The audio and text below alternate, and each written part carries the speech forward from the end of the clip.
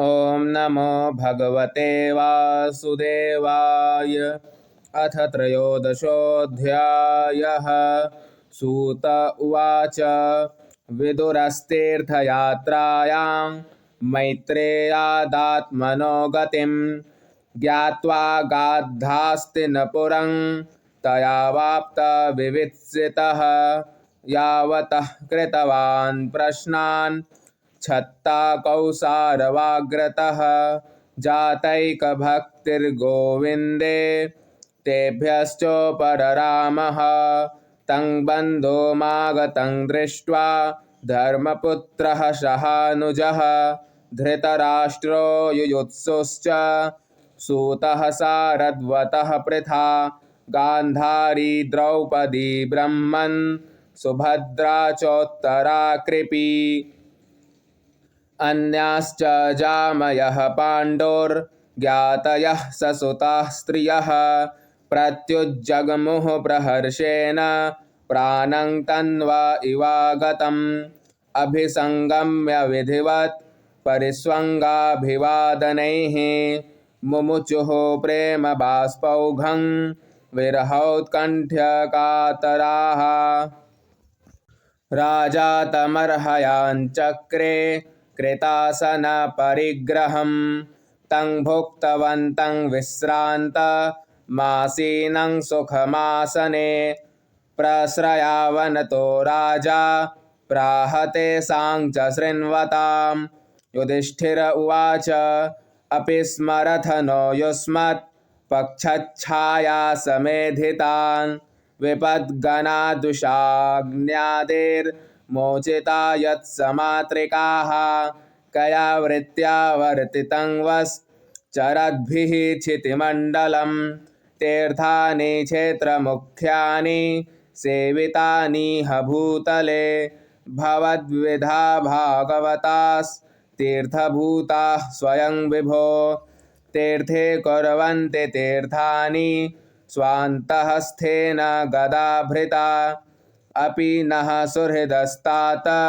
बान्धवाः कृष्णदेवताः दृष्टाः श्रुता वा यदवः स्वपुरयां सुखमासते इत्युक्तो धर्मराजेन सर्वं तत्समवर्णयत् यथानुभूतं क्रमशो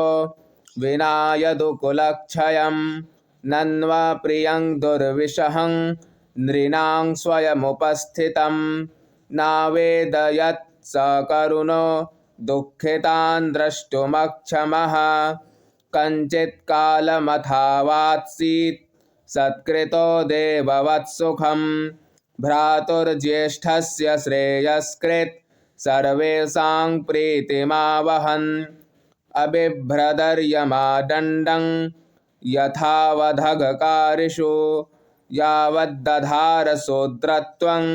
शापाद्वर्षशतं यमः युधिष्ठिरो लब्धराज्यो दृष्ट्वा पौत्रं कुलंधरं भ्रातृभिर्लोकपालाभैर्मुमुदे परया श्रिया एवं गृहेषु सक्तानां प्रमत्तानां तदीहया अत्याक्रामदविज्ञातः कालः परमदुस्तरः विदुरस्तदभिप्रेत्य धृतराष्ट्रमभाषत राजन्निर्गम्यतां शीघ्रं पश्येदं भयमागतं प्रतिक्रिया न यस्येह कुतश्चित् कर्हिचित् प्रभो स एव भगवान् कालः सर्वेषां नः समागतः येन चैवाभिपन्नोऽयं प्राणैः प्रियतमैरपि जनः सद्यो वियुज्येत किमुतान्यैर्धनादिभिः पित्रे भ्रात्रे सुहृत्पुत्रा हतास्ते विगतं वयः आत्मा च जरया ग्रस्तः परगेहमुपाससे अहो महीयसी जन्तोर्जीवितासायया भवान् भीमापवर्जितं पिण्ड मा दत्ते गृहपालवत् अग्निर्नृशिष्टो दत्तश्च गरोदाराश्च दूषिताः हृतं क्षेत्रं धनं येषां तद्दत्तैरशुभिः कियत् तस्यापि तव देहोऽयं कृपणस्य जिजीविषोः परैत्यनिच्छतो जीर्णो जरया वाससि इव गतस्वार्थमिमं देहं विरक्तो मुक्तबन्धनः अविज्ञातगतिर्जह्यात् स वै धीर उदाहृतः यः स्वकात् परतो वेह जातनिर्वेद आत्मवान् हृदि कृत्वा हरिङ्गेहात् प्रव्रजेत् स नरोत्तमः अथोदीचीं दिशं यातु स्वैरज्ञात गतिर्भवान् इतोर्वाक्प्रायसः कालः पुंसां गुणविकर्षणः एवं राजा विदुरेणानुजेन प्रज्ञा चक्षुर्बोधित आजमीढः छित्त्वा स्वेषु स्नेहपाशान्द्रढिम्नो निश्चक्राम भ्रातृसन्दर्शिताध्वा पतिं प्रयान्तं सुबलस्य पुत्री पतिव्रता चानुजगाम साध्वी हिमालयं नस्तदण्डप्रहर्षं मनस्विनामिव सत्सम्प्रहारः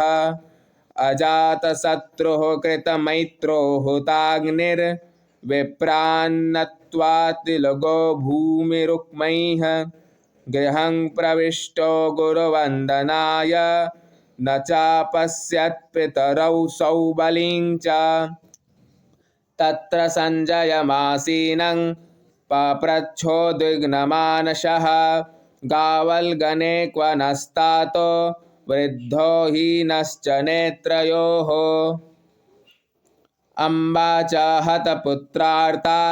पितृव्यः क्व गतः सुहृत् अपि मय्या कृतप्रज्ञे हतबन्धुः सभार्यया आसन् समानः समलं गङ्गायां दुःखितोपतत्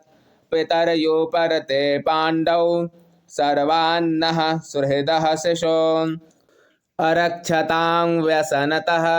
पितृव्यौ क्व गतावितः सूत उवाच कृपया स्नेहवैक्लव्यात् सूतो विरहकर्षितः आत्मेश्वरमचक्षानो न प्रत्याहाति पीडितः विमृज्याश्रूनिपानिभ्यां विष्टभ्यात्मानमात्मना अजातशत्रुं प्रत्यूचे प्रभोः पादावनुस्मरन् सञ्जय उवाच नाहं वेद व्यवसितं पित्रोर्वः कुलनन्दन गान्धार्या वा महाबाहो मुसितोऽस्मि महात्मभिः अथा जगाम भगवान् नारदः सह तुम्बुरुः प्रत्युत्थायाभिवाद्याः सानुजोऽभ्यर्चयन्निव युधिष्ठिर उवाच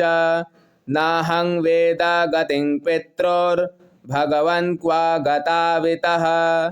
अम्बा वाहत पुत्रार्ता क्व गता च तपस्विनी कर्णधार इवापारे भगवान् पारदर्शकः अथा बभासे भगवान् नारदो मुनिसत्तमः मा कञ्चन शुचो राजन् यदीश्वरवशं जगत् लोकाः सपालायस्येमे वहन्ति बलिमीशितुः स संयुनक्ति भूतानि स एव वियुनक्ति च यथा गावो नसि प्रोतास्तन्त्यां बद्धाः स्वदामभिः वाक्तन्त्यां नामभिर्बद्धा वहन्ति बलिमीशितुः यथा क्रीडोपस्कराणां संयोगविगमाविह इच्छया क्रीडितुः स्यातां तथैवेशेच्छया नृणाम् यन्मन्यसे ध्रुवं लोकमध्रुवं वा न चोभयं सर्वथा न हि शोच्यास्ते स्नेहादन्यत्र मोहजात् तस्माज्जह्यङ्ग वैक्लव्यमज्ञानकृतमात्मनः कथं त्वनाथाः कृपणा वर्तेरंस्ते च मां विना कालकर्मा गुणाधीनो देहोऽयं पाञ्चभौतिकः कथमन्यांस्तु गोपायेत् सर्पग्रस्तो यथा परम् अहस्तानि सहस्तानामपदानि चतुष्पदां फल्गूनि तत्र महतां जीवो जीवस्य जीवनं तदिदं भगवान् राजन् नेक आत्मात्मनां स्वदृक् अन्तरोऽनन्तरो भाति पश्यतं माययोरुधा सोऽयमद्य महाराज भगवान् भूतभावनः कालरूपोऽवतीर्णोऽस्यामभावाय सुरद्विषां निष्पादितं देवकृत्यमवशेषं प्रतीक्षते तावद्यूयमवेक्षध्वं भवेद्यावदिहेश्वरः धृतराष्ट्रः सह भ्रात्रा गान्धार्या च स्वभार्यया दक्षिणेन हिमवत ऋषीणामाश्रमं गतः स्रोतोभिः सप्तभिर्या वै स्वरधुनी सप्तधा व्यधात् सप्तानां प्रीतये नाना सप्तस्रोतः प्रचक्षते स्नात्वानुसवनं तस्मिन् हुत्वा चाग्निन्यथा विधि अभ्भक्ष उपशान्तात्मा स आस्ते विगतैषणः जितासनो जितश्वासः प्रत्याहृतषडिन्द्रियः हरिभावनया ध्वस्त रजः सत्त्वतमोमलः विज्ञानात्मनि संयोज्य क्षेत्रज्ञे प्रविलाप्यतं ब्रह्मण्यात्मानमाधारे घटाम्बरमिवाम्बरे ध्वस्तमायागुणोदर्को निरुद्धकरणाशयः निवर्तिताखिलाहार आस्ते स्थाणुरिवाचलः तस्यान्तरायो मैवाभूः सन्न्यस्ताखिलकर्मणः स वा अद्यतनाद् राजन् परतः पञ्चमे हनि कलेवरं हास्यति स्वं तच्च भस्मे भविष्यति दह्यमानेऽग्निभिर्देहे पत्युः पत्नी सहोटजे बहिः स्थिता पतिं साध्वी तमग्निमनुवेक्ष्यति विदुरस्तु तदाश्चर्यं निशाम्य कुरुनन्दन हर्षशोकायुतस्तस्माद् गन्तातीर्थनिषेवकः इत्युक्त्वाथारुहत्स्वर्गं नारदः सह तुम्बुरुः युधिष्ठिरो वचस्तस्य हृदि कृत्वा जहाच्छुचः स्वस्ति श्रीमद्भागवते महापुराणे पारमहंस्यां संहितायां प्रथमस्कन्धे नैमिषीयोपाख्याने त्रयोदशोऽध्यायः। श्रीकृष्णार्पणमस्तु।